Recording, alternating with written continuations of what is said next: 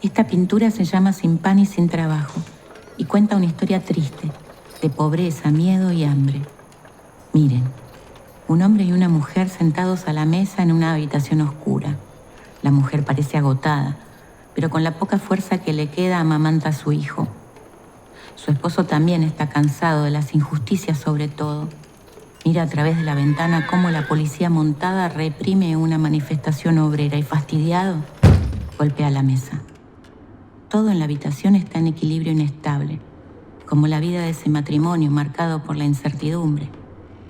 El cuadro es conocido como la primera pintura argentina que retrata la desocupación. De la Cárcova pintó ese cuadro de manera agitada, como si el mismo pincel arrastrara la ansiedad contenida del desocupado. Lo que pasa en la imagen y lo que hace la pincelada se estimulan uno al otro.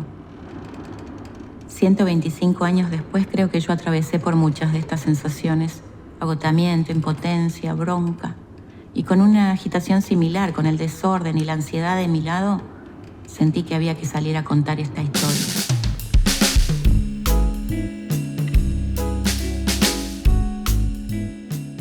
Este es mi lugar de trabajo, necesito retirar mis cosas. Por más que te empaqué, nosotros no podemos hacer nada.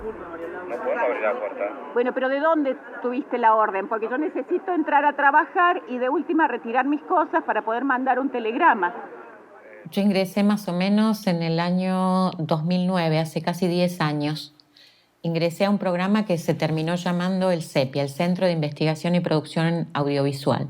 Yo soy actriz, pero en paralelo venía trabajando como productora delegada de películas, como gestora de producción, y también venía buscando algo estable. Acababa de ser mamá, había nacido mi hija Mora. El CEPI duró 7 años. Yo jamás cambié de lugar de trabajo en 7 años hasta que vino el cambio de gestión y nos echaron. Así que entre el vaciamiento que había y la persecución al empleado, yo dije, tengo que hacer algo con todo esto, tengo que transformar esto en algo creativo. No podía seguir así. Eran días de mucha incertidumbre. Y ahí fue cuando me decidí a hacer un registro de mi propia historia y de la gente que se animara a testimoniar. Y empezó a crecer este testimonio audiovisual que de hecho se llama Los Ñoquis.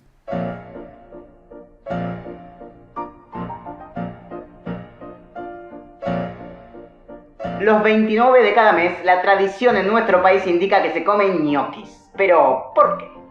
Es verdad que ñoqui viene de un vocablo italiano, gnocco, que quiere decir bollo pequeño. Y son muchos los italianos que llegaron a la Argentina a principios del siglo XX. Pero ¿por qué hay que comerlos un 29? Los relatos dicen que en el siglo III, un médico llamado Pantaleón peregrinaba por la zona del Veneto un 29 de julio, y al verlo agotado, unos campesinos le ofrecieron compartir la comida que tenía, que eran ñoquis. Agradecido, el médico, que luego sería canonizado a San Pantaleón, les aseguró que vendrían buenas siembras y cosechas. Y como eso se cumplió, cada 29 siguieron comiendo los ñoquis que para ellos habían obrado el milagro de San Pantaleón. Por eso en la tradición que hoy conocemos, ponemos un billete bajo el plato para que la abundancia se multiplique. Pero ¿por qué a los empleados públicos en muchos casos se les dice ñoquis? Porque solamente aparecen los días 29 para cobrar e irse a su casa.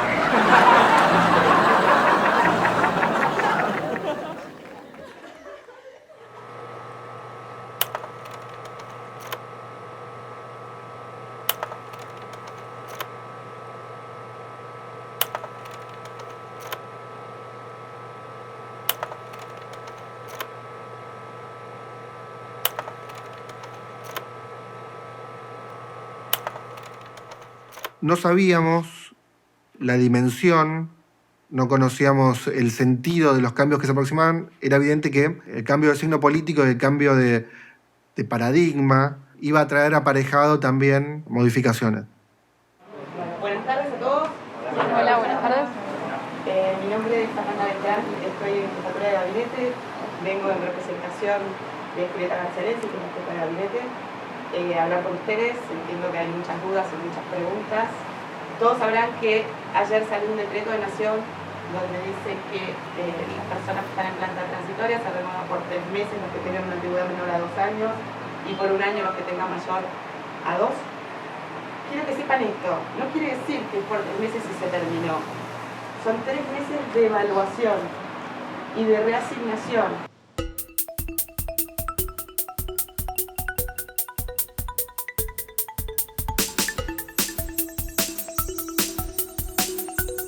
Acá estamos en la puerta de nuestra sede del Ministerio de Cultura, Alsina 465. Hay un listado con 494 despedidos. Si estás, no podés entrar. Hoy cuando llegué a Alsina, a las 8:30 de la mañana, estaban cerradas las puertas con candado. En enero de 2016, fines de enero, fuimos directamente despedidos todos los trabajadores de lo que era el Sepia. De un día para el otro nos cerraron las puertas del trabajo directamente. Ese fue el comienzo. Eso fue lo que a mí me empezó a preocupar y cambió el vínculo que yo tenía con el trabajo. Fue un momento realmente muy duro, muy difícil. No esperábamos que sea de esa manera. Sí, dale. Chicos, los veo mañana. Chao. ¿Lo llamaron?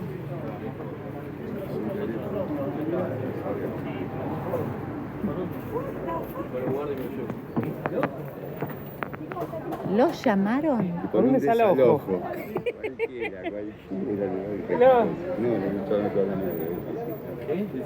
No, ¿qué desalojo? Estamos retirando nuestras pertenencias de trabajo, nada más. ¿Apellido? Ojeda, Nicolás. ¿Usted es el que maneja las listas? ¿Ustedes usaron nuestros nombres y apellidos para dejarnos afuera cuando fuimos a trabajar? ¿Cómo es? Vinimos a trabajar. ¿Cómo que no? El ministro que no lo es. No, disculpe, el ministro no está acá, El ministro bajó la lista. ¿El ministro el mismo que dijo que iba a mantener todos los puestos de trabajo?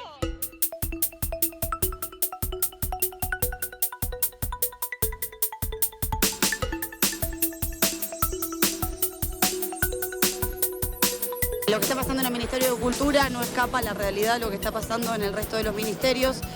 A través de los últimos años, el Estado se mantuvo con una política de precarización muy grave. Los compañeros trabajábamos en negro, facturábamos como si fuéramos monotributistas, cumpliendo tareas normales, habituales y permanentes. Producto de esta precarización es que hoy se puede avanzar sobre despidos con compañeros que realmente trabajan. Todos nos conocemos las caras, todos tenemos a nuestro compañero de al lado en el escritorio que viene todos los días a su sector de trabajo. Y sin embargo están haciendo una campaña pública muy grande anunciando que somos todos ñoquis, que el Estado está inflado. En ningún momento hablaron de un despido masivo. Después ves las noticias que se replicó en todas las áreas de todos los ministerios y fue horroroso. Este fue el primero. El Ministerio de Cultura fue el primero que echaron 500 personas apenas empezaron la gestión. De esta manera, los empleados que llegaban a sus puestos de trabajo se enteraban que habían sido despedidos. Fíjense. Allí está el personal de seguridad y efectivos también de la Policía Federal impidiendo el ingreso de los trabajadores. No hubo telegramas, no hubo un aviso previo, simplemente usted ha sido despedido. Esto ocurría ayer, entonces, Cabildo al 65, empleados administrativos militares, que depende del Ministerio de Defensa, y han sido cerca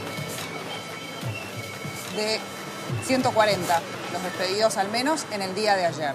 Lo que está pasando en Tela es una suerte de virtual vaciamiento. Si no es el desguace total, se le parece mucho. Suplementos cerrados, secciones absolutamente devastadas. Y eso, está claro, es un golpe durísimo para la idea de soberanía informativa que nosotros manejamos, para pensar en una agencia plural y federal de verdad, como entendemos que cualquier gobierno necesita dentro de su política comunicacional.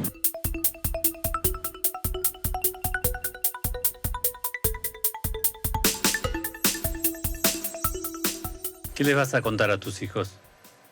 Muy difícil manejarlo en la familia con los hijos. Yo te digo la verdad, yo con 42 años yo vi a mi viejo sin laburo. Y es horrible. Y es muy angustiante para un chico. Y no quiero que a mi hija le pase eso. Nunca pensé que iba a pasar por esto, te digo la verdad. Mario, mi hija nunca me dio sin trabajo. Tiene 8 años y tuvo tuvo todo lo que necesitó siempre. Y no quiero que pase, porque yo me acuerdo cómo fue cuando yo era chico, mi viejo estaba sin trabajo, y es muy angustiante. Y no quiero que mi hija pase por eso. Perdóname. No, Mario, te mandamos desde acá un abrazo muy fuerte, te acompañamos y bueno, muchísima suerte y que se... Y ojalá se pueda revertir la situación, pueda, no sí. sé, viste, es todo tan confuso, estas situaciones. Cuando suceden situaciones así, tan inesperadas, hay una especie de abismo. Todo se tambalea y la onda expansiva alcanza a la familia entera, como un efecto dominó. Recuerdo la reacción de mi hija con solo 13 añitos, que ni bien se enteró, escribió en su muro de Facebook una declaración espontánea que me sigue conmocionando. Hoy me enteré que mi mamá fue despedida. La verdad, no estoy muy metida en esto porque solo tengo 13 años. Pero la verdad que esto me indignó. Saber que de un día para el otro, un día cualquiera, gente cualquiera que quería ir a su trabajo, a laburar porque no son ñoquis, se encuentra con una puerta cerrada. Yo cuando no tenía clases o no iba al colegio, le acompañaba a mi mamá a su trabajo y me llevaba bien con la gente. Tomé mucha confianza con algunos, esos pequeños recuerdos que te marcan y no se van.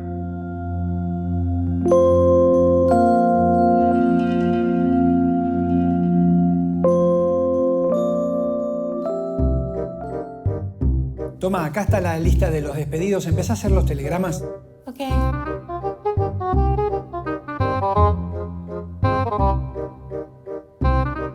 Lourdes Sánchez. Se llama como yo, pobrecita.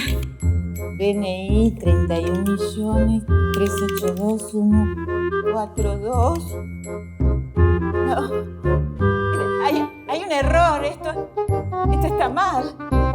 Dirección Lerma 551, planta baja 3, Lourdes Sánchez. ¡Soy yo!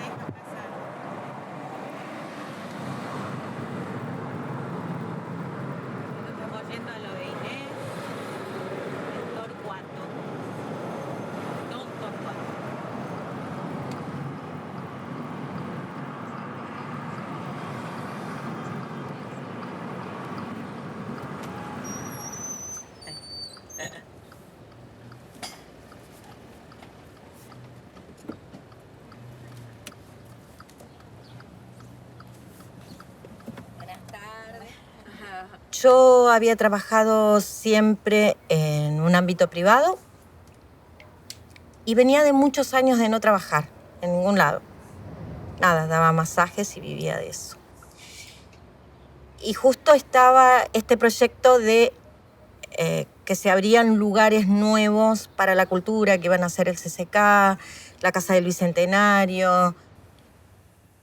A la actividad de talleres artísticos en contexto de encierro, llegué, como llego yo, a muchas cosas de manera, si se quiere, casual. Justamente yo estaba recorriendo los pasillos del Estado tratando de vender alguna actuación de alguno de mis grupos. En ese momento sería la agrupación coral La Maroma. Y en uno de esos episodios por los pasillos de la Secretaría, en ese momento, de Cultura y en Alvear, dice: Javier, ¿vos querrías dirigir un coros en la cárcel? Sí, por cierto, le dije. Sí, por supuesto. Entonces, era algo que hasta el instante previo a la pregunta no existía en mi cabeza. Yo trabajé en el Boletín Oficial. Tuve 7 años trabajando ahí. Me inicié en el diario Ariel de San Miguel. Ahí se se hacía todo a mano, todo tipografía a mano, letra chiquitita, por los editos, salía todos los días, entonces teníamos que armar letra por letra los editos de todos los días, para que entraba, o remate, todas esas cosas.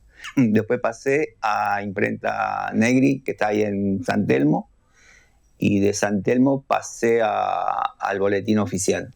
Como era tipógrafo y era especialista, hay gente que no sabían armar los avisos, entonces ahí me contrataron para armar toda esa cosa. Pasa que son muchos años, empecé a los 17 años.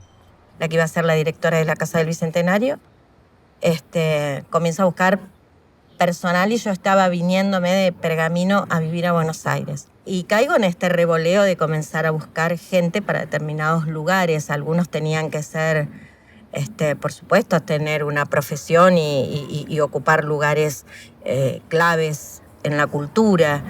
Informes y recepción era un lugar para la directora de entonces, un lugar clave, porque era la cara visible de la casa, ¿no?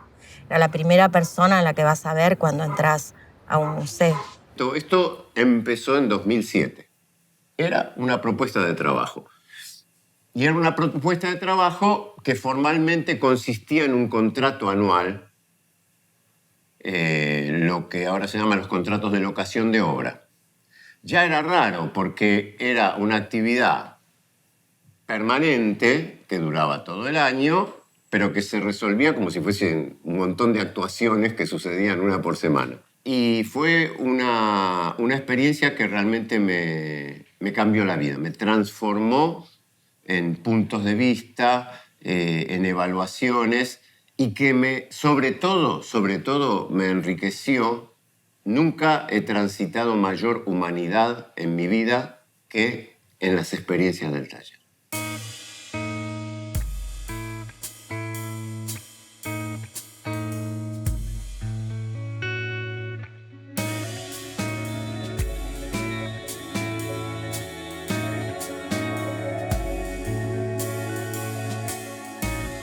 Nunca me lo planteé así, como que me iba a hacer ruido esto de trabajar en el Estado y una empleada pública. No, porque para mí era la Casa del Bicentenario, era como una isla. Ahí todo fluía y no teníamos esta concepción, por lo menos, de que éramos empleados públicos. No, trabajábamos en un lugar donde lo que primaba era la cosa cultural. Recibíamos gente que venía feliz a ver algo, teatro, danza, música, cine, una muestra. O sea que no, a mí no se me pasó nunca esto de que era una empleada pública. En cuanto a la estigmatización del empleado público, mi papá en particular, yo siento que siempre tuvo vergüenza de trabajar en el Estado. Él es psicoanalista. Y bueno, justamente ese palo es de gente que en general trabaja independiente, su objetivo es tener una buena calidad de vida. Y mi papá, trabajando en el Estado de los 90, tenía una calidad de vida que le permitía simplemente criar 2 hijas y vivir al día. Y yo siento que eso en su palo, en su gremio, siempre era un poco discriminado.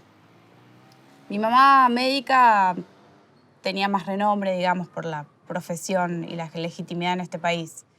Pero en un punto yo también me formé tanto para entrar a trabajar en el Estado, tal vez esto es biografía personal, pero para saldar algo de la vergüenza que yo sentí que ellos sintieron toda la vida. Por supuesto que hasta desde lo personal a veces me aparecía ese prejuicio. Incluso me lo hacía notar el público. Muchísimas veces me han dicho a mí, porque yo te pago el sueldo, entonces vos, o sea, a mí me han puteado durante 7 años, muchas veces. Particularmente a mí ya el estigma no me pesa para nada, es una decisión que tengo, trabajar en el Estado. Cuando digo me voy a ir es a una universidad, pero siempre dentro de la esfera pública. Hay gente a la que calculo sí le pesará más el estigma, porque no viene, qué sé yo, de una trayectoria familiar o de formación como la mía, que hace que lo público sea valioso. El común de la gente lo único que tiene es a Antonio Gasalla haciendo la empleada pública, diciendo se van para atrás, y gente que medra con el Estado y que cobra por no laburar, y que si puede se escapa. hay de todo. Necesariamente hay de todo porque las conquistas de los trabajadores, etcétera, etcétera. Y es una discusión. Hoy día, Capital va ganando por goleada. Capital Financiero, 14-2. Y bueno, yo sigo pensando que sin trabajo no hay capital. Atrás, será para atrás, será para atrás.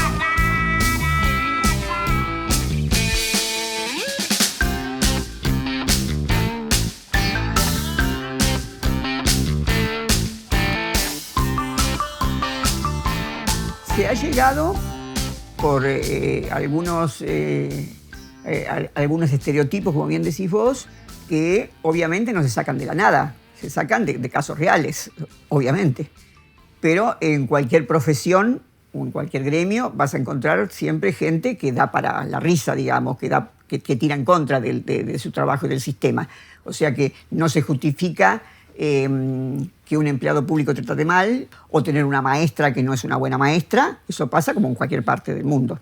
Lo que pasa es que si estamos en un gobierno que la intención que tiene es achicar el Estado, y achicar el Estado significa no pagar sueldos, o sea, es funcional hablar mal de los empleados públicos, obvio, porque hay que tener excusas para echarlos, para que cuando los echan la gente no pida por los derechos de esas personas, sino que al contrario, aplauda. Lo comprendo, pero, viste, el presupuesto no lo podemos estirar, no da para más. Yo no tengo la culpa. Basta de vivir del Estado, ¡se terminó! Llegó la hora de hacer justicia, a trabajar, basta. Yo sé que no tenés la culpa, yo sé que no tenés la culpa, pero esta es la oportunidad para cambiar. Vos podés mirarte adentro y ver qué sentís. Y entonces, en base a todas tus capacidades, vas a poder emprender algo nuevo sin que nadie te mande, vos solita. Porque, ¿sabés una cosa? Vos valés mucho. Voy a llamar al sindicato. Como quieras. Pero la decisión ya está tomada. No hay vuelta atrás. Más sí, anda al sindicato. Perón, Perón, qué grande sos. Anda a cantarle a Perón, anda.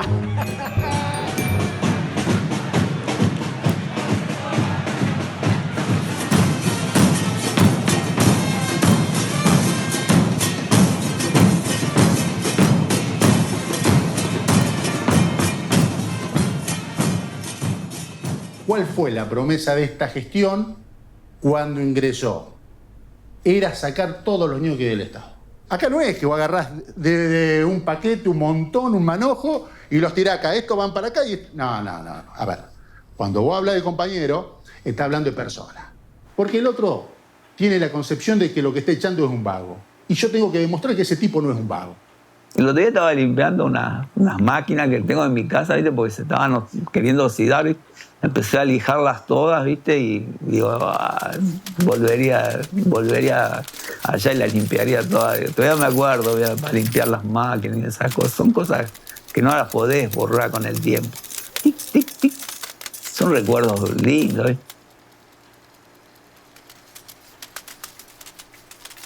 Esta gestión de Abeluto asume despidiendo a 500 trabajadores, se logra reincorporar a un conjunto de compañeros, aprenden la lección y en el año que le sigue, fines de 2017, principio de 2018, despiden con argumentos, entre comillas, ¿no? Y en ese despido, bueno, por ejemplo, el compañero Basilio de la Imprenta de México, eliminan lo que era una política pública, en ese caso la protección de una imprenta histórica de la primera Biblioteca Nacional, ¿no? Cuando termina mi contrato en diciembre, después estuve yendo 4 meses todos los días y te quedás sin nada, una cosa que vos tenés todo y te quedás sin nada. Bueno, es una cosa que no se puede. Después no toqué tipografía.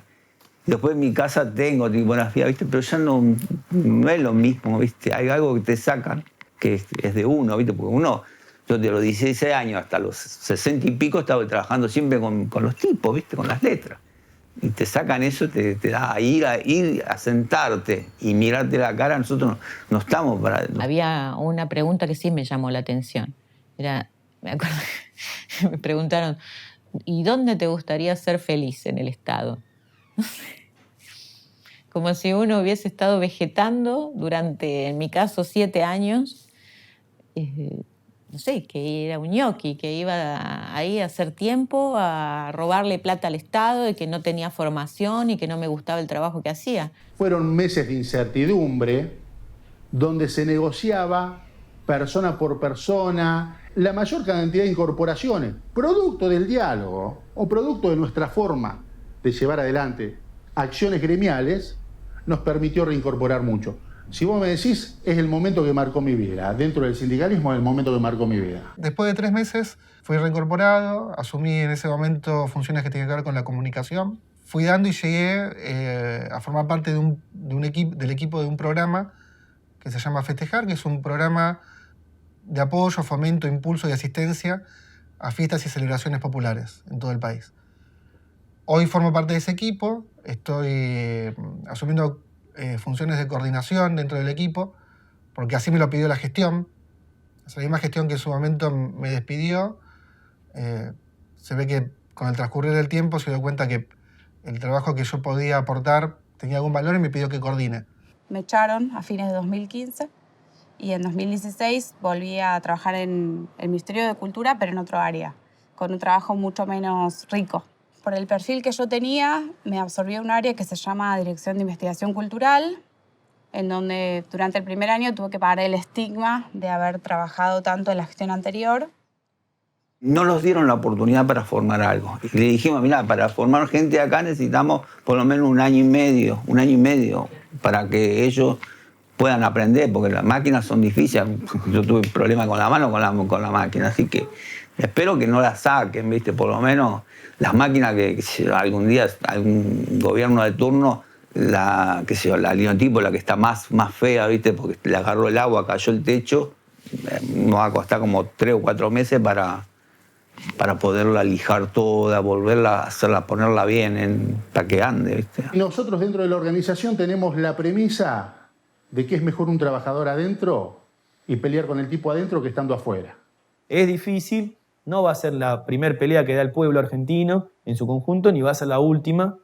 Por eso, más allá del lugar que nos toca ocupar, creemos que hay una conducta que hay que seguir, que es la de la pelea y es la de la convicción. El filósofo oficial del actual gobierno, que en algún momento fue colega mío en alguna cátedra, me refiero a Rosisner hijo, hace que pueblo haya pasado a ser una mala palabra.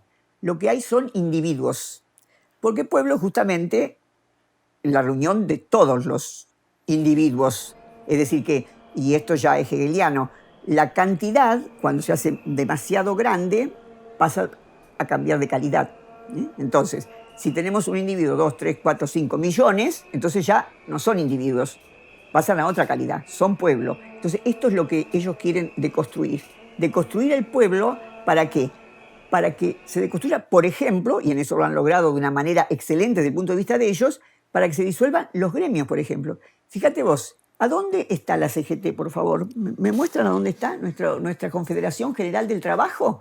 Buscan debilitarte a vos y que sea el trabajador el que va a laburar de manera directa con el funcionario. ¿Para qué? Para que diga, no vayas al sindicato.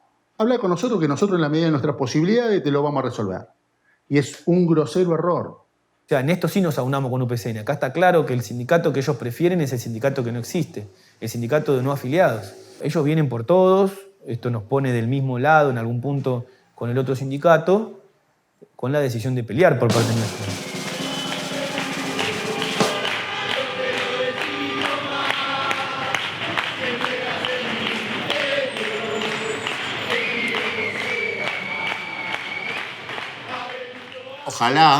Ojalá la actividad sindical y gremial pueda ir un poco más allá que la mera reivindicación o defensa de la pequeña situación del trabajador.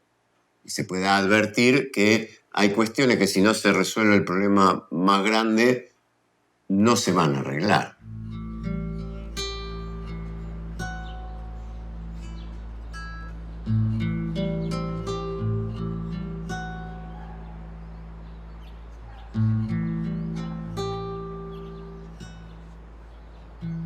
¿En qué momento aquello que me pasaba empezó a raspar mi propia intimidad? cuando toda la incertidumbre, la confusión empezó a invadir mi propia vida y lo que me rodeaba.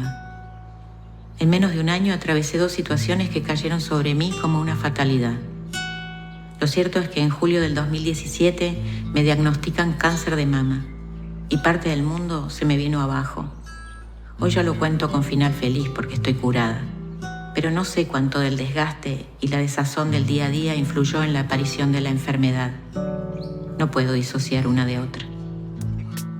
Un año después, un accidente involuntario hace que se incendie todo el quincho de mi casa, el lugar donde yo pasaba muchos momentos. Mi lugar en la casa. Lo utilizaba como sala de ensayo con mis colegas, también haciendo yoga con amigos, meditando. Y en 20 minutos lo deshicieron las llamas. Como dice el dicho, uno no cree en brujas o brujos, pero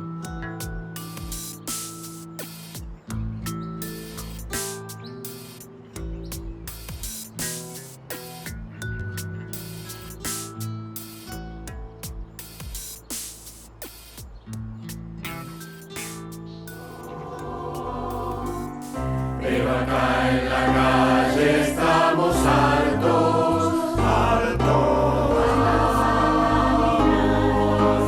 Vamos los agustines toscos, vamos los toscos haciendo camino, toscos. Mujeres y hombres toscos avanzando, con nombre.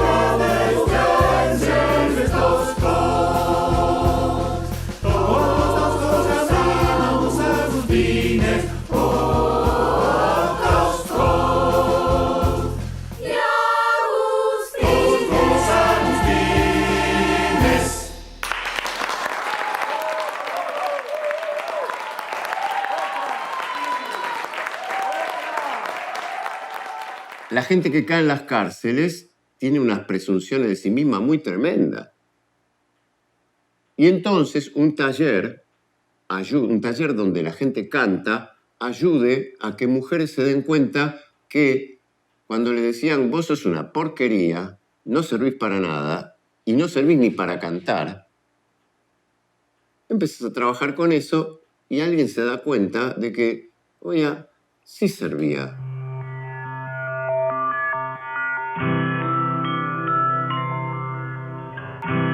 Durante muchos años, desde el Estado se generaron contenidos de altísima calidad que han sido reconocidos en el país y en el exterior, que el sector privado no hubiese podido producir. Circulan en escuelas, hay docentes que se apoyan en esos materiales para transmitir sus enseñanzas, en universidades. Es un patrimonio cultural de una dimensión que es difícil de cuantificar. Como recuerdo, te podría decir que hubo 2 tareas que me asignaron que a mí me hicieron crecer muchísimo. Una fue el seguimiento de la construcción del Centro Cultural de la Villa 21. Fue más o menos un año de trabajo, desde que era un galpón abandonado con unas ratas así enormes. Teníamos que hacer el seguimiento no solamente de la construcción, sino de los artistas que trabajaban y de la gente que trabajaba. Los mismos chicos participaron los chicos de la villa, participaron de distintos talleres. Uno fue ese cuadro, todo un cuadro hecho con latitas de distintas gaseosas, y que era el cuadro, el mapa de la villa. Recuerdo una vez que dijimos, bueno, queremos hacer un time lapse, y nos fuimos a la villa a las 3 de la mañana para filmar el amanecer arriba de unos techos, y los chicos me esperaban en la calle, en la avenida Iriarte, y bueno, y filmamos el amanecer. Filmamos el amanecer ahí colgados de un techo, que nadie nos había pedido que hiciéramos eso. Era algo que nosotros nos habíamos entusiasmado con el trabajo. Ver la cara de la gente el día que se inauguró, estaban todos muy emocionados. Y yo me sentía parte.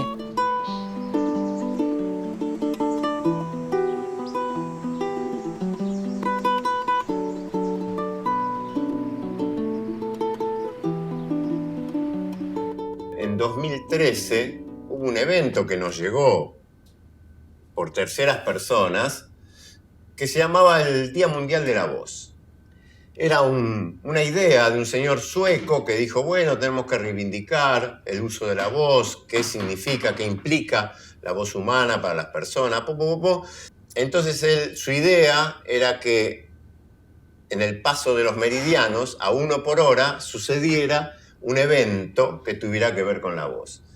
Y yo lo comenté esto en la oficina, que podría haber sido una oficina burocrática donde me dijeran, dame esa carpeta y la tiraran en un cajón. Bueno, no la tiraron en un cajón, dijeron, uy, qué linda idea. Entonces la persona que recibe mi propuesta dice, uy, qué interesante. Ah, ¿y qué tenemos nosotros? Ah, tenemos el Coro Nacional de Ciegos.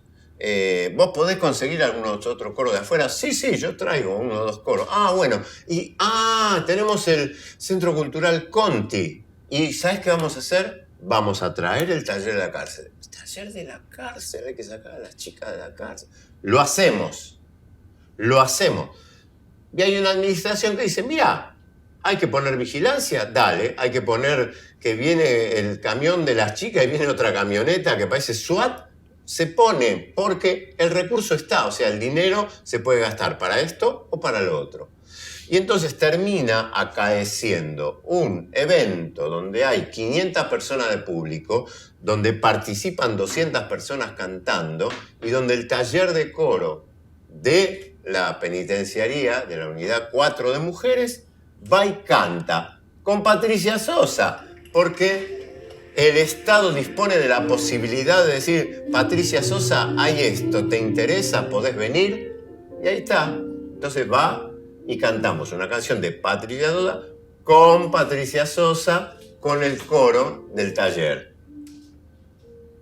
Duro es el camino y sé que no es fácil, no sé si habrá tiempo para descansar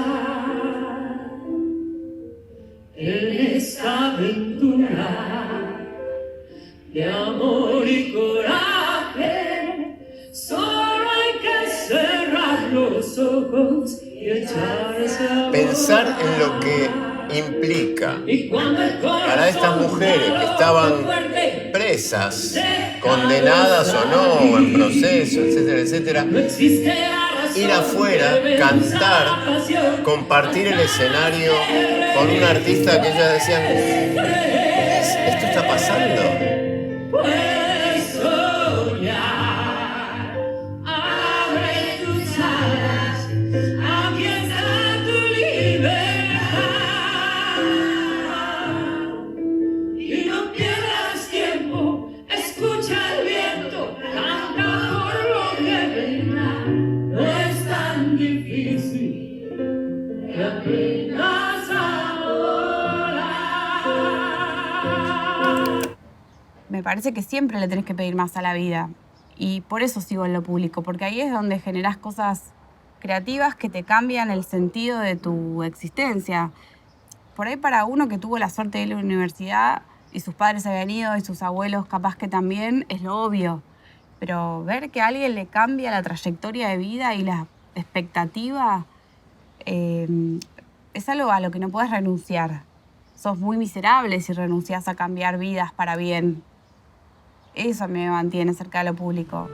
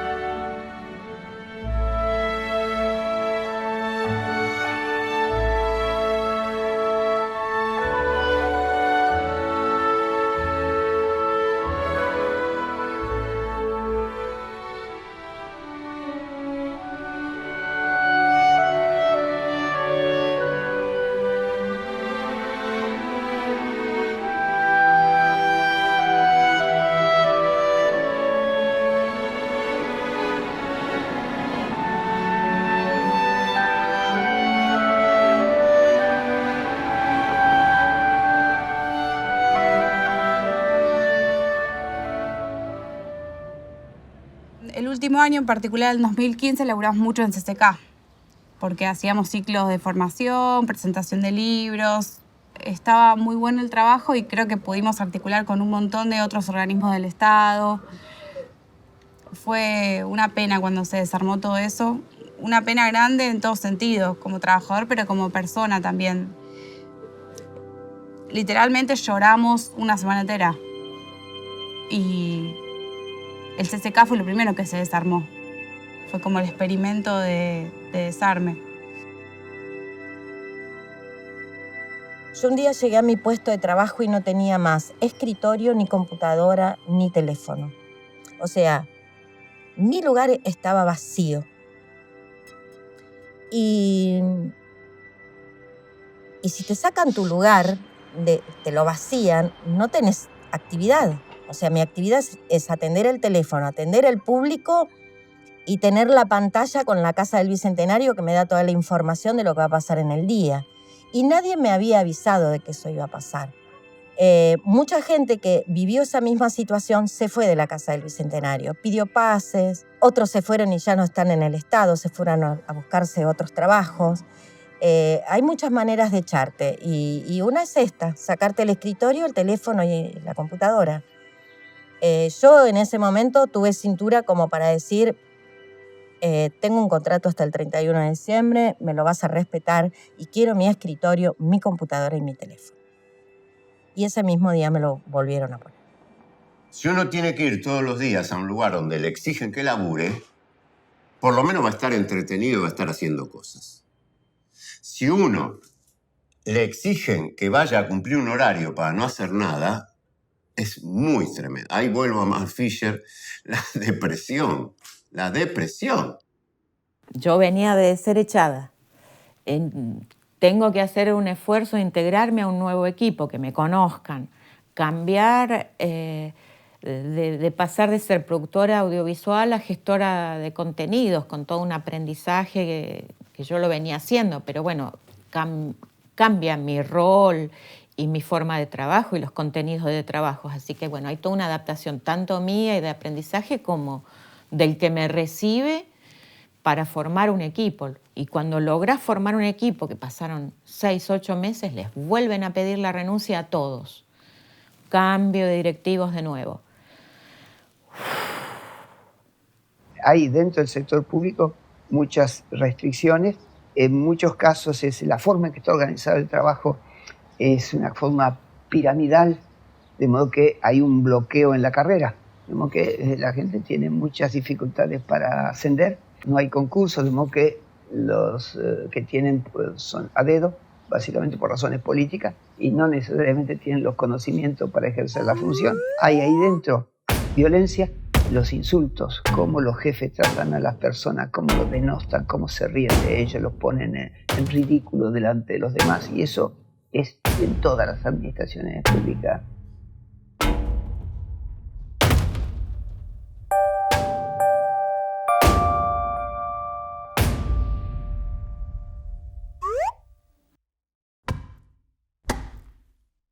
Y la forma de alguna manera de hacer frente a eso básicamente es reconocer un poco el valor del trabajo en el sector público y al mismo tiempo permitir alguna forma de participación en la toma de decisión, en la programación del trabajo, en la evaluación del trabajo, de alguna manera que el trabajador se sienta parte del sistema y no solamente un engranaje, alguien que se limita a ejecutar lo que el manual de organización y método ha establecido. Nosotros teníamos una dinámica laboral que nos hacía mantenernos como muy tranquilos. Y creo que esa armonía venía de tener reuniones semanales donde se planteaban los trabajos de cada área. Sabíamos lo que estaba haciendo cada una de las áreas, aunque no pertenezcamos. Teníamos la camiseta puesta de la Casa del Bicentenario, hoy no la tenemos. No la tenemos ni los empleados, ni nos los hacen tener las autoridades, porque no nos ofrecen eso. Nos arreglamos entre los empleados porque viene mi compañera y me dice, mirá, mañana va a pasar esto, y entonces yo le digo a mi otra compañera, mirá, mañana va a pasar aquello.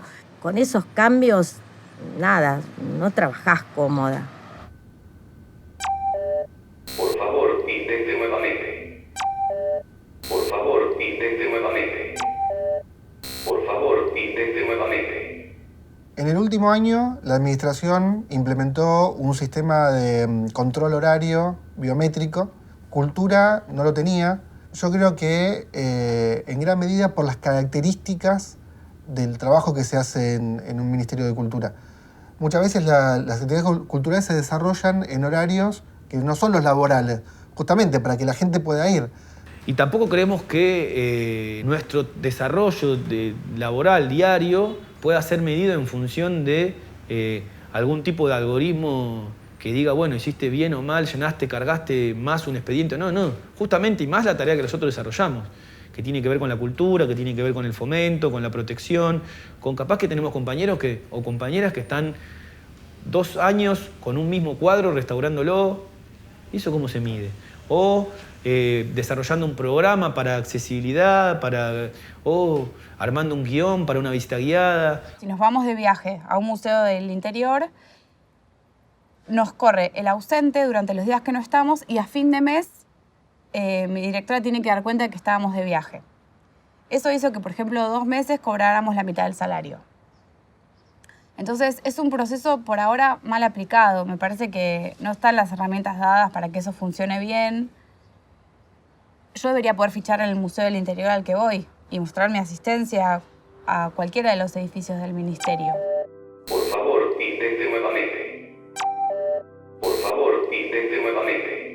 A partir del biométrico, todos comenzamos a tener una sensación de estrés fuerte, ¿no? Los riesgos psicosociales en el trabajo, la falta de control, la falta de autonomía, el acoso, etc., empieza a demostrarse por estudios epidemiológicos que el cuerpo los experimenta. Ahora se sabe que los riesgos psicosociales repercuten también sobre el cuerpo, pero eso lleva tiempo, mientras que un accidente ocurre en un segundo. Así como yo si perdía un tren que vivo en Don Torcuato, era un estado de angustia, mucha enfermedad y mucho estrés, y mucha ambulancia en la puerta de la Casa del Bicentenario porque por H o por B. Fue llamativo, fue una alerta de decir qué mal que estamos.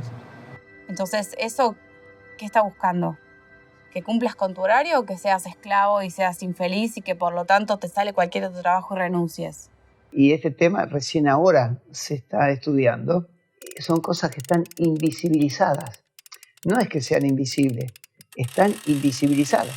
Porque si estos temas fueran tomados en cuenta por la legislación del trabajo, por la seguridad social o lo que fuera, eso tendría un impacto fenomenal.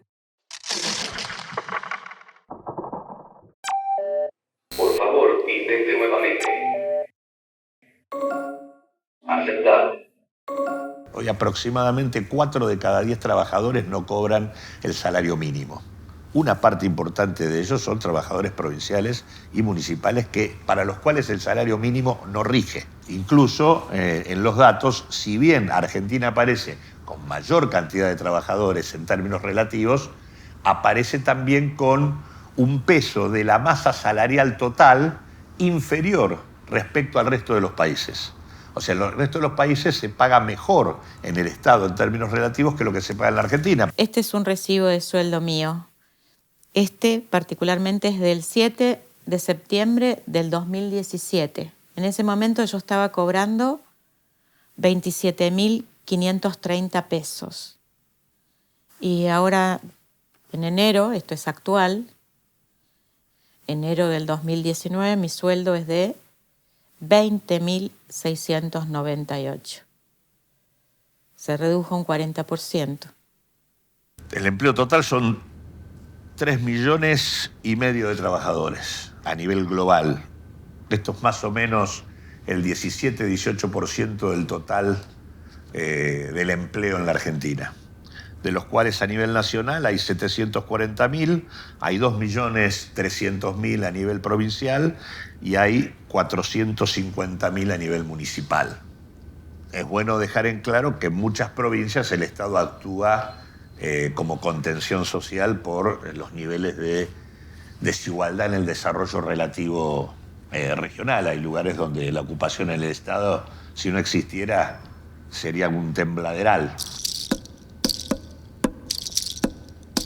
El programa Festejar, que es este programa de impulso a celebraciones populares, fue creado por esta gestión, no existía antes. Antes tengo entendido que también se hacían asistencias con otro mecanismo. Y el desarrollo del programa ha ido en términos cuantitativos de mayor a menor.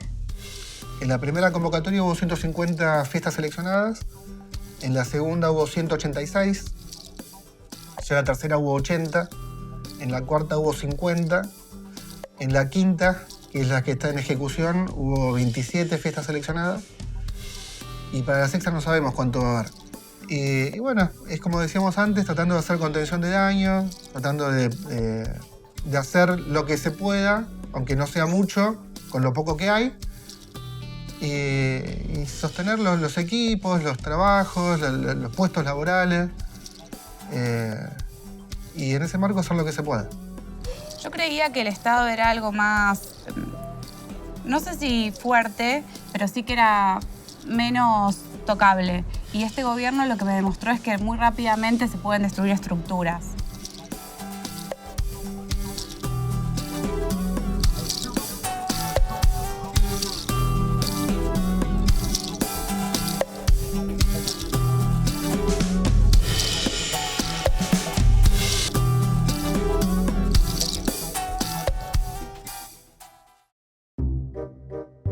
Llamar a la consultora Rivarola y Asociados. Bien. Enviar mail a la Liga de Neumáticos. Bien. Bajar el archivo de baldosas colocadas. Necesito un café.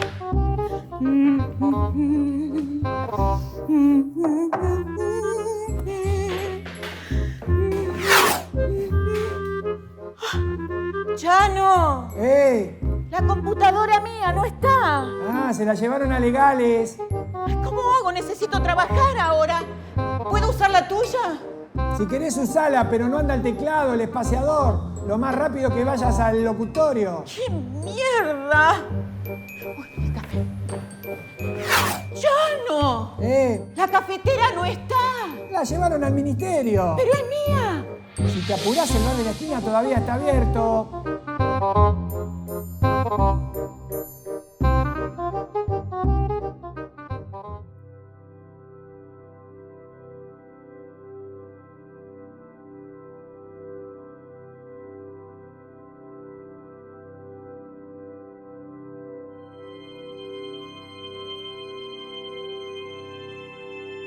Necesitaba recuperar un momento específico, una jornada que se vivió en el Sepia y que iba a dejar en claro la forma en que nos iban a tratar como empleados y como personas.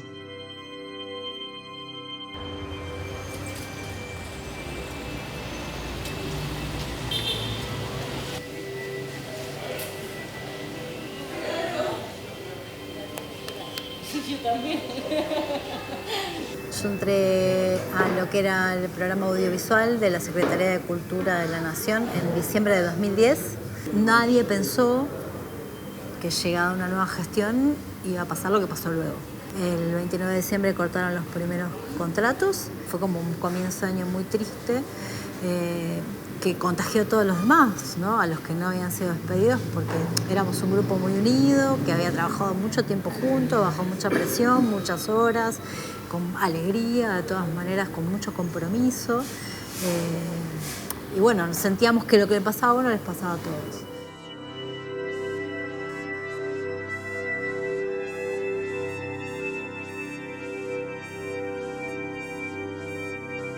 A las 9 de la mañana, el editor de La Mañana, uno de los editores de La Mañana,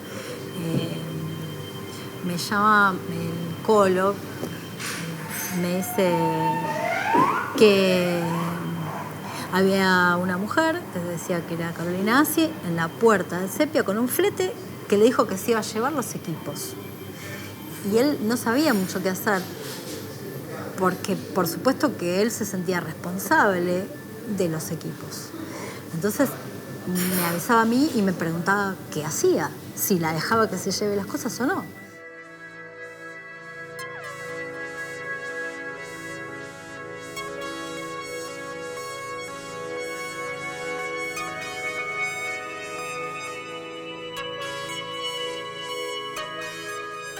no respondía a ninguna lógica que aparezca una persona y diga que se iba a llevar los equipos, sin previo aviso, sin haber recibido una notificación oficial, sin ser funcionario. Todo era como medio tirado de los pelos, si querés. Entonces él le dijo de mi parte que esperara que yo estaba llegando.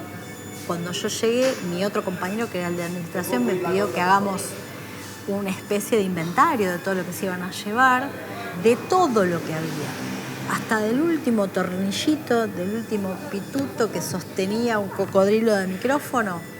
Este inventario tardó desde las 10 de la mañana hasta aproximadamente las 4 de la tarde. Nosotros no podíamos no entregarle las cosas a esta persona, porque más allá de que ella no se había presentado oficialmente y nadie la había nombrado, sabíamos off the record que era la novia del ministro de Abeluto. Entonces estábamos como entre la espada y la pared, era como un dilema moral. Así que le tuvimos que entregar todo. No sabemos por qué, porque tampoco sabemos a dónde fueron a parar los equipos.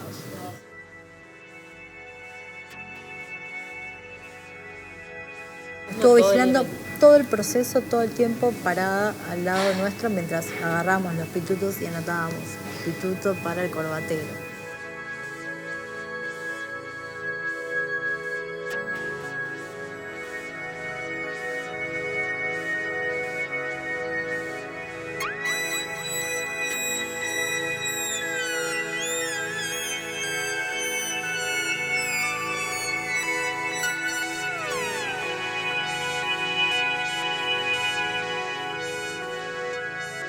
Ayer les contamos que el ministro de Cultura, Pablo Abeluto, había contratado, designado a su mujer, Carolina Assi, como encargada de prensa, coordinadora de prensa más precisamente, en el ministerio, mientras despedía a 494 trabajadores. La realidad es que Assi no llegó a ser designado oficialmente, dice ATE, como así tampoco ninguno de los directores del organismo, que hoy ya se encuentran en funciones, por supuesto. Sin embargo, cientos de trabajadores del ministerio y hasta su personal de seguridad la vieron cumplir tareas de directora audiovisual desde principios de enero. No solo eso, Assi fue la encargada de retirar los equipos del CEPI, al Centro de Producción Audiovisual, para vaciarlos días antes de que se conocieran los despidos de 23 de sus trabajadores, todos los trabajadores del CEPIA. La noticia de la contratación de su esposa se supo el mismo día que el funcionario intentó justificar los despidos masivos en cultura, diciendo que la administración pública deben estar los más capaces, no los amigos, los militantes, los hijos de los amigos.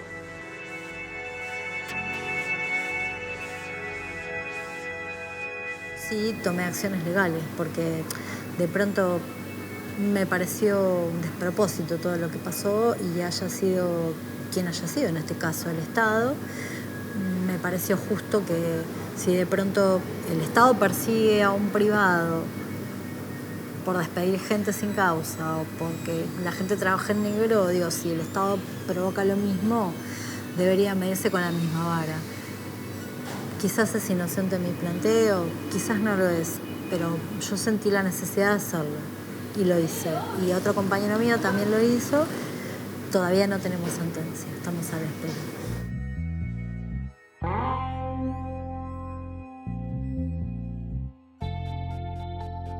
Desde chica vengo escuchando que el problema de Argentina eran los argentinos. Que no hacíamos las cosas como los países desarrollados que eran exitosos. Que teníamos un Estado bobo. Que crecía sin parar, lleno de gente que no le gustaba trabajar. El mito de la tierra prometida eran los Estados Unidos y los países europeos. Más todavía, los nórdicos, que eran la panacea del estado de bienestar. Pero resulta que Noruega, Finlandia o Dinamarca tienen cerca del 30% de sus trabajadores activos en el empleo público, con un alto nivel de afiliación a los sindicatos y una fuerte inversión en capital humano, con formación continua de los recursos humanos y la más alta incorporación de la mujer al mercado laboral. ¿Pensarán estos ciudadanos de los países nórdicos que esos cientos de miles de trabajadores y trabajadoras son ñoquis? Efectivamente, para el gobierno actual, la idea de achicar el Estado es agrandar la nación. Es como una suerte de norte en términos de la estrategia supuestamente de intervención sobre el aparato estatal. Del mismo modo que los trabajadores son un costo, del mismo modo que los jubilados son un costo y los pobres son un costo. El enfoque es que hay que bajar esos costos, porque si bajamos esos costos, la Argentina sería más competitiva. Ese es el enfoque que estos señores tienen. Pero hay, digamos, esta corriente neoliberal que está avanzando tanto, hace que el Estado, de alguna manera, ahora va abdicando de sus posibilidades de productor y de regulador. Por definición, el Estado no está hecho para ganar plata, sino para prestar servicio.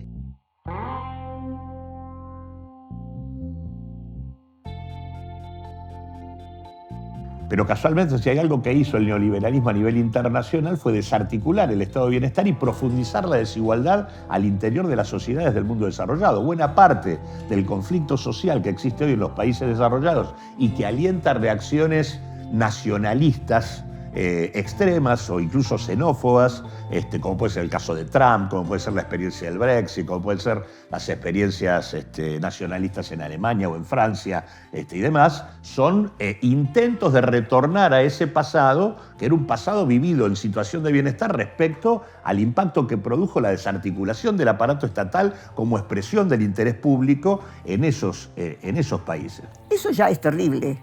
Pero lo terrorífico del neoliberalismo es que el Estado interviene, pero interviene a favor de la privatización, a favor de los ricos y en contra del pueblo. ¿Y qué pasa entonces en los países asiáticos que tanto nos bombardearon, que habían conseguido el milagro de refundarse exitosamente? El famoso milagro coreano. Ahora nos venimos a enterar que desde mediados de los años 80, Corea del Sur tiene enormes restricciones sindicales y que el crecimiento económico se ha sostenido con una jornada laboral inhumana de 69 horas semanales, que recién en el 2018 se ha reducido a 52 horas. Es además uno de los países en desarrollo donde más creció la desigualdad social y el empleo informal, y por supuesto siempre siguiendo las recetas del Fondo Monetario Internacional, las mismas que hundieron en la pobreza a Grecia y que ahora consolidan una deuda con nuestro país tan grande que vamos a necesitar varias generaciones para tratar de resolver este tema. El problema argentino son sus millonarios, es decir, la lógica de comportamiento de sus clases dominantes, que en general apropian y acumulan a expensas del Estado. El Estado ha sido en general un actor subordinado a sus intereses y ha transferido una monumental cuantía de recursos en materia de subsidios a los principales capitales. Al mismo tiempo, esa fortuna que acumulan no la transforman en inversión, sino que la fugan, y al mismo tiempo resisten cualquier intento de que se ponga en marcha un sistema tributario que les cobre impuestos. Si uno observa, por ejemplo, el patrón impositivo en los Estados Unidos, se va a encontrar con que prácticamente más del 50% de la recaudación proviene de impuestos a los ingresos, es decir, lo que serían los impuestos a las ganancias, cosa que además es compartida en buena parte de los países más desarrollados. La tributación dominantemente viene de los grandes patrimonios y las grandes rentas, que ocupan casi la mitad de la recaudación. Argentina en eso no existe.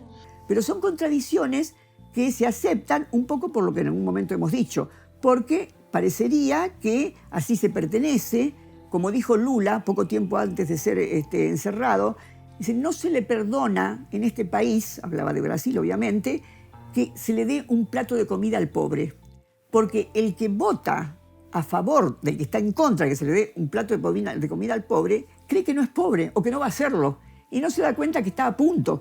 Acuérdense los primeros echados de la prensa pública, de Telam, esa señora que lloraba decía, pero si yo lo voté.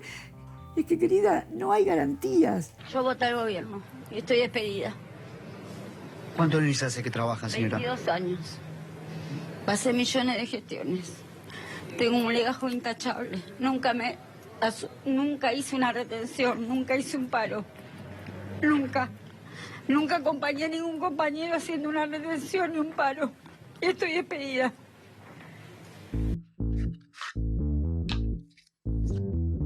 Mazo de naipes.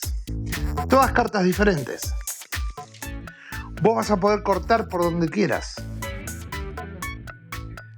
Y nunca quiero que elijas el 4 de picas.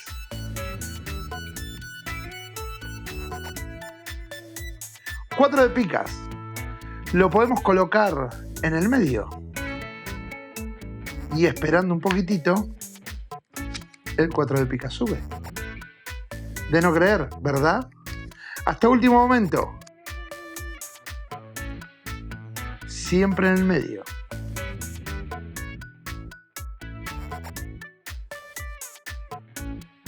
Siempre. Siempre en el medio. Siempre vas a elegir lo que no hay que elegir. 4 de picas. Mezclado, perdido, por el medio en cualquier parte. Extendemos toda la baraja y nos podemos detener donde quieras. Por aquí, ¿por dónde? Por aquí. Separamos. ¿Dónde? ¿Cuál? ¿Esta? Separamos. ¿Y qué es lo que no hay que elegir? Que siempre terminamos eligiendo. El 4 de picas. Insólito, ¿no? Lo que a veces pensamos que es una libre elección, no es una libre elección, sino que es una imposición, como por ejemplo un 4 de picas. Y no solamente que es una imposición, ni es la única opción, sino que es todas las opciones son exactamente lo mismo. Jerarquizar la cultura para intervenir en el cambio de la subjetividad aparece como una cuestión central. La frase de Spinoza en el siglo XVII se impone. ¿Por qué será que los pueblos luchan por su esclavitud como si fuera por su libertad?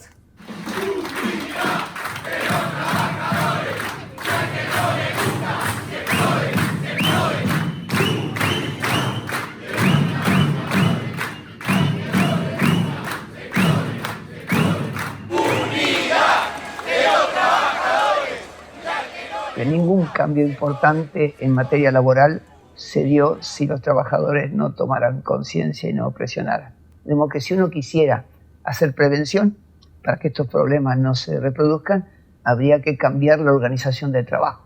Todos estos temas en la legislación argentina no existen, pero la legislación toma en cuenta solamente el cuerpo. Es decir, que pareciera que el ser humano es solamente un cuerpo.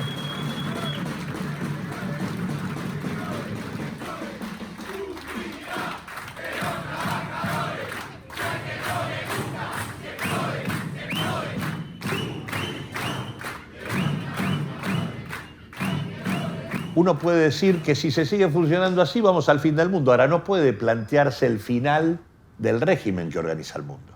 Discutir el final del capitalismo, que fue algo que se discutió en el siglo pasado, eso que conmovió al mundo y le hizo pensar que era posible otra humanidad, es lo que hoy no está. Creo que ese es el principal desafío de todos los que queremos algo distinto, porque si no se plantea que es posible hacer otra cosa, va a ser muy difícil hacerla. Yo te puedo decir, yo llegué a un ministerio como el de Cultura, que puedo decir es de los marginales en términos presupuestarios. Tuve que despedir 1.600 empleados. 1.600 empleados sobre una planta de 5.500 más o menos que había. Y tuve que despedirlos. Y lo pude hacer, porque tuve el coraje, la audacia, la voluntad política de hacerlo.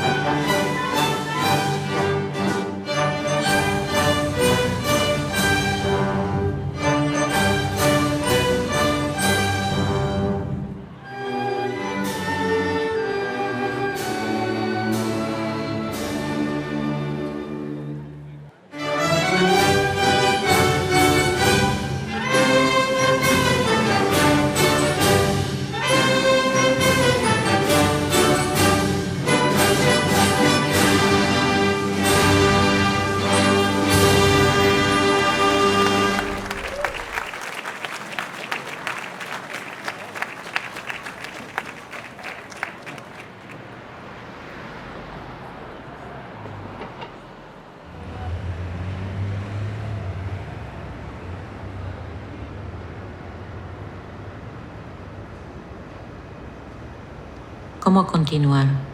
O bien, digo, ¿cómo resistir? O levantarme. O bien, ¿cómo proseguir? Digo. O bien, o cómo avanzar, ir adelante. O cómo seguir. Digo, ¿cómo recobrar mis fuerzas? O bien, o cómo, digo, ayunar. ¿Cómo solucionar la solución? Digo, y seguir, y trabajar. ¿Cómo proseguir y recobrar mis fuerzas? He elegido resistir. He elegido levantarme.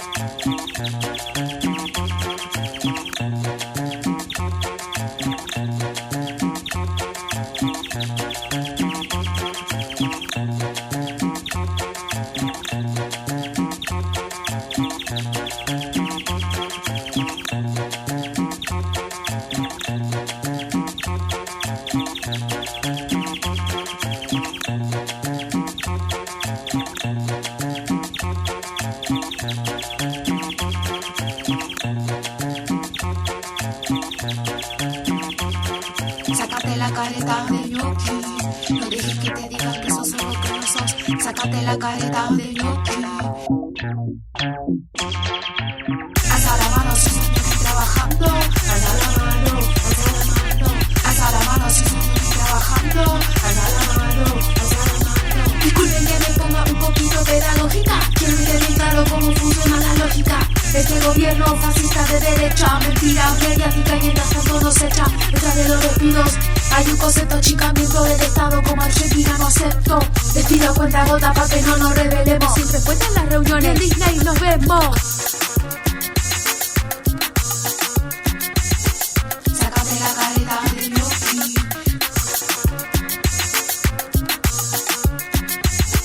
Sácate la careta de ñoqui.